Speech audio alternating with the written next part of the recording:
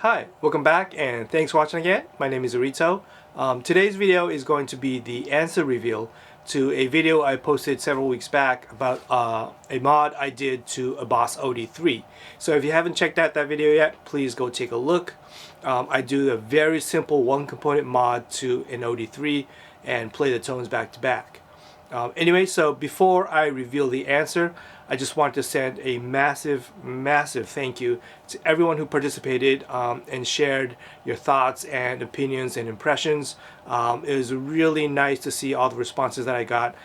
This channel is still very small, but I feel like we have a great community of people, and so it's really nice to get the responses from you guys.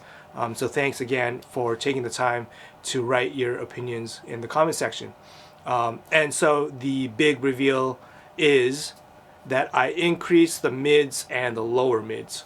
So probably no surprise to most of you because I think almost everyone got it right in the comment section. So pretty much everyone was able to identify how the tone had changed in the modded pedal.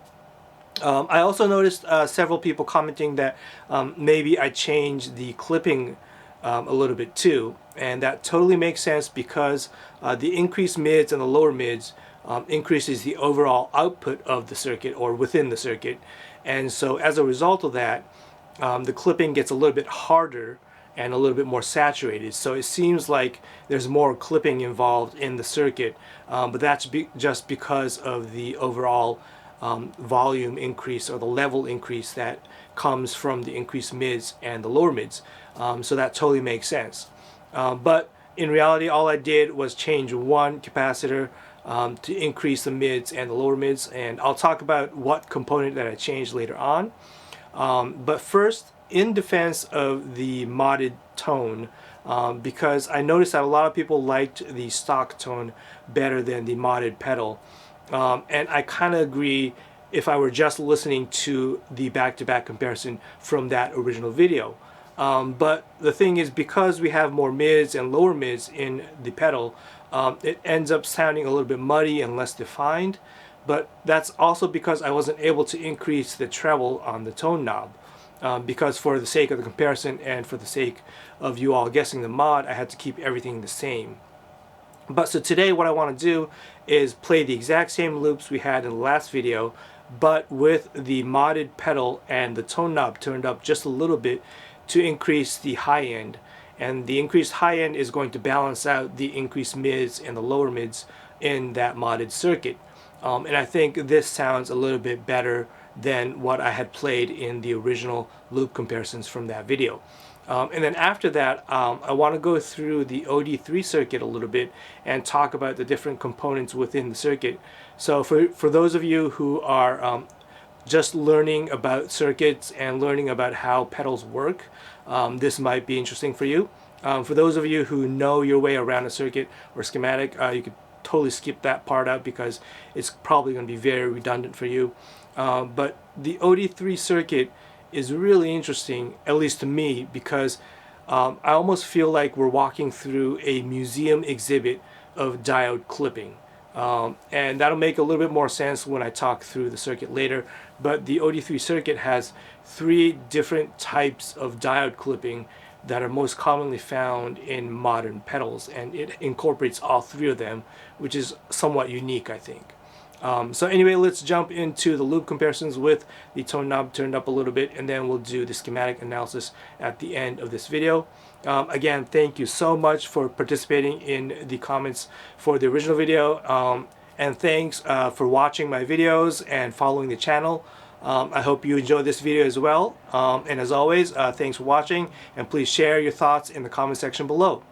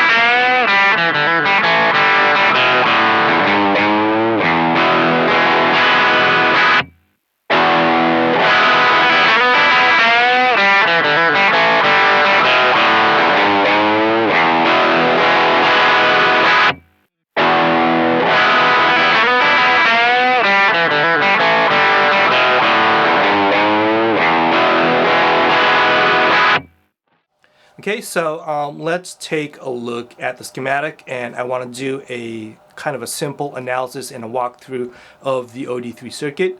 I'm not going to do a step-by-step complete analysis of the entire circuit, so I'll be skipping past a few of the details, but mostly focusing on, I think, 5 elements of this circuit.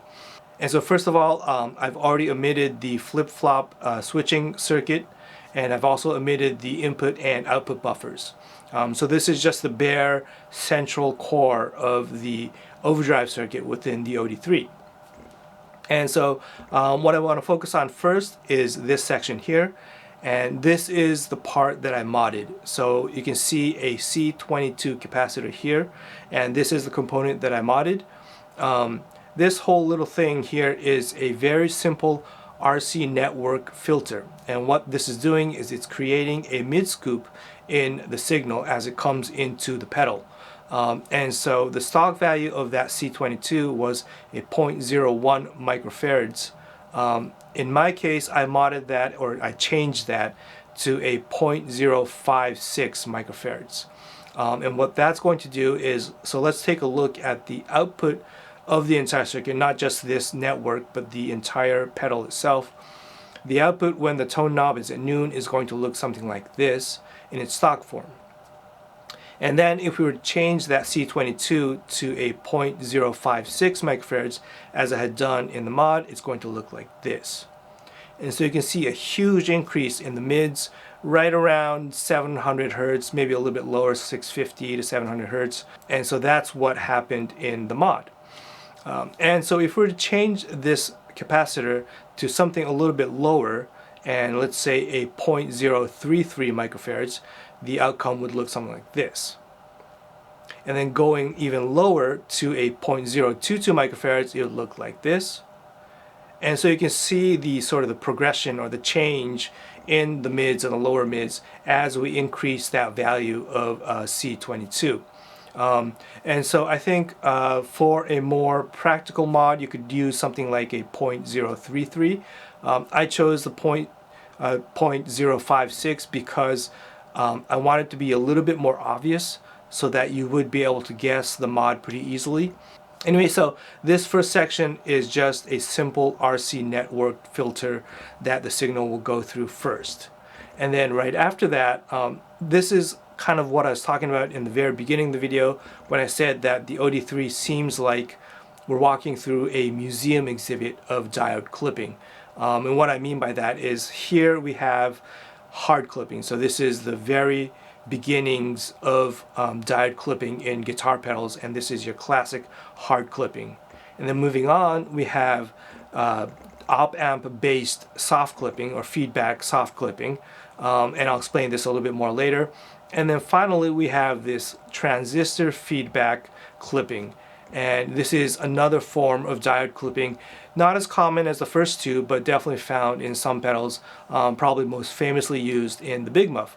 And so just within one pedal we're seeing 3 different types of classic diode clipping schemes, and I think that's really rare for a single pedal to have all 3 of these in it, and very unique of Boss to do something like this.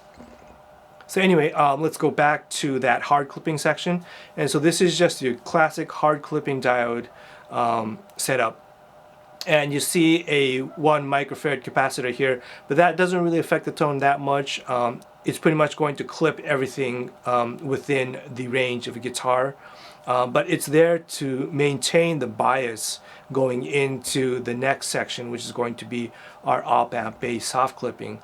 And so it's there to block DC, direct current. So don't worry about it too much. Just think of this as your classic straight to ground hard clipping. What's interesting is that they implemented this at the beginning of the circuit, whereas usually you'd see hard clipping at the end of a circuit or somewhere in between, but definitely after some kind of amplification stage. So whether it be a transistor or an op-amp, there's going to be some type of level increase. And so that increased level is going to go through the hard clipping, and because the signal is increased and it's much larger, it's definitely going to get clipped by those diodes. But in this case, because it's at the very beginning of the circuit, for example, if we were to play a low output Strat, it most likely isn't going to do anything to the signal unless we hit it really hard or have high output pickups. So it's a really unique way to implement hard clipping. I don't know that I've seen any other pedal that would have hard clipping at the very beginning of the circuit like this. And it'd be interesting to hear why the Boss designers decided to do this. My only guess is that they were trying to maybe recreate something like an amp that is just about to break up. So if you had an amp, like a tube amp that was just about to break up, and you plugged in a Strat, it's most likely going to stay clean, whereas if you were to plug in a humbucker or a P90 into the same amp, it would probably overdrive that amp enough to cause a little bit of crunch. And so by having the hard clipping diodes at the beginning of the circuit like this, I'm guessing, this is just my uneducated guess, that Boss was trying to recreate something like an amp that was just on the verge of breakup. Anyway, so moving on to the next part. This might look a little bit complicated for those of you who've never seen anything like this before, but it's something that Boss likes to implement in a lot of their pedals.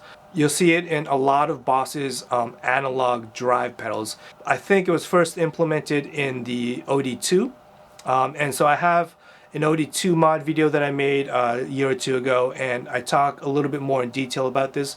But although it may look a little complicated, this is basically an op amp. It's a very crude, discrete op amp made of two FET transistors and then a BJT transistor at the end.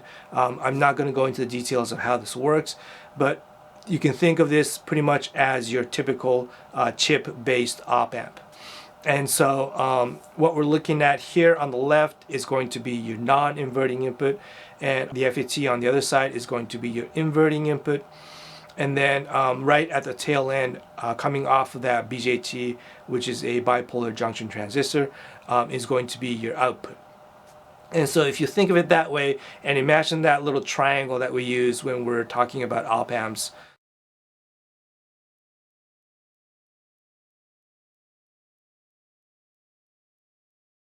And then there's a feedback loop from the output to your inverting input. And then the drive knob is going to be there, along with the two back-to-back clipping diodes. So this is exactly like you see in our breadboard overdrive or the tube screamer or anything else that uses conventional op amps in a soft clipping topology. So although it might look a little complicated, it is pretty much doing the exact same kind of thing. And then so moving on into the next section, what we have here is an FET-based amplification stage with back-to-back feedback diode clipping. And so something like this is probably most famous for its use and implementation in the Electro-Harmonix Big Muff. So the Big Muff uses 3 of these stages, I think, cascading into each other. In any case, so we're using a transistor. In this case, it's an FET. I think the Big Muff uses BJTs, but we're amplifying the signal. But also in the process, we have back-to-back feedback clipping diodes, so that also clips the signal as well. And so moving on to this last section here, this is, you can see 2 op amps, and these are your classic chip-based op amps that we are very familiar with, unlike the discrete FET op amps that we saw in the middle section of the circuit. It may look a little bit complicated, but basically what it's doing is it's creating a notch filter, or I guess you could call it a mid scoop, or in this case it's a high scoop because it's scooping right around the 1.5 kHz region, but it's creating this sort of steep and narrow filtering and decreasing the signal right around 1.5 K. And so to better understand this, let's take a look at just this dual op amp section alone. And so we'll get rid of everything before it and everything after it. Let's first omit the second op amp and the capacitors and resistors that go with that. So just the first op amp alone, let's look at that. And then if we were to put in a signal into this, this is the output we'd get. So very much a flat response, and we're just cutting off a little bit of the really low frequencies. That's because of the capacitor coming off the inverting input of the op amp going to ground. And now let's add that second op amp section with all the capacitors and resistors and see what we get. So you can see that it has this big notch or big dip in the 1.5K region. Now let's go back and look at the entire circuit and the frequency response of this circuit. So with the tone knob at noon, this is what we get, and this is the same thing we saw in the beginning. Say we were to eliminate that second op-amp section, so that notch filter that we just looked at, say we were to eliminate that from this entire circuit, and the frequency response would look something like this. And so you end up, because you are eliminating that notch filter, you end up increasing the frequency response right around that 1K, 1.5K region, and we would get a somewhat trebly sounding overdrive pedal. And I think this would actually work. So if you wanted to create something with a little more push in the 1K region, somewhat similar to maybe a Klon, you could probably just jumper this whole thing and you'd get this kind of output. But just again, guessing at what Boss was trying to do here, and again, this is just my personal guess, I think they wanted to create a more flat frequency response, neutral, transparent type of overdrive, and so they wanted to kind of decrease that 1K, 1.5K region using a simple dual op amp, and the first op amp is there to also increase the signal so that we have plenty of output volume too. From there we go into the tone knob, and then which is very much a simple RC filter type tone knob, and then going into the output volume. So that's it. I hope that made a little bit of sense. I hope you were able to understand the circuit a little bit better. To me, it's a really fascinating circuit because they have all these elements of diode clipping. Anyway, so thanks for sticking around for this whole analysis section. I hope you enjoyed it. If you have any questions, please let me know. And again, please share your thoughts in the comment section below. And thanks for watching.